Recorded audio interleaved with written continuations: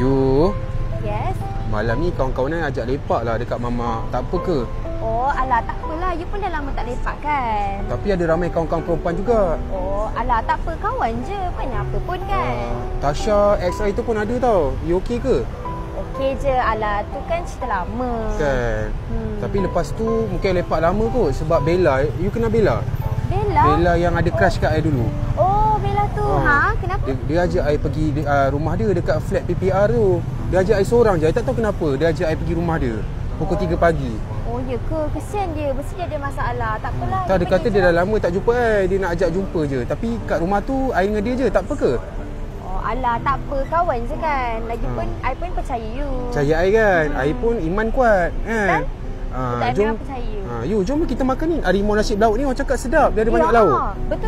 Jom kita makan. I dengar juga. Jom. Sayang. Yes? Esok kan. Rebecca. Kenal Rebecca? Rebecca yang pakai tudung macam orang putih-putih tu. Oh, yang kawan you tu ya? Rebecca ajak I naik genting. Dia kata tak ada orang nak teman dia. Dia takut nak naik genting seorang. Oh, okey. Pergilah enjoy. Tapi dia ajak I stay sampai pagi. Dia kata dia nak enjoy cuaca sejuk dekat atas genting. Oh, yelah. Sana kan sejuk. Tapi lain teman lah dia. Dia kata mesin ni panas sangat. Dia nak sejuk-sejuk. Okey, tak apa. Itu je dia. Dia kata I macam pagi tu baru turun KL lah. Maknanya stay sampai 1 malam kat sana. Okey kan? Okey. Tapi jangan risau, I tak buat apa-apa pun dengan dia. Sebab I percaya you. Percaya I kan. Nah, ni makan ni. Itulah. Nasi lemak berlauk. Sedap ni nasi lemak berlauk ni. Ada rendang yang goreng. Makanlah. Tapi nanti kalau I tak angkat call, sorry tau. Sebab sana kat atas genting line tak berapa okey. I tahu. Kan kita selalu video call kan. Kalau video 2-3 pagi sana tak ada line. So kalau I tak angkat tu, saya faham lah kan.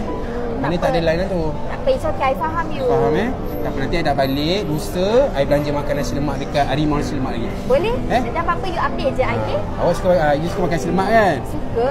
Makan. Belanja. Thank you.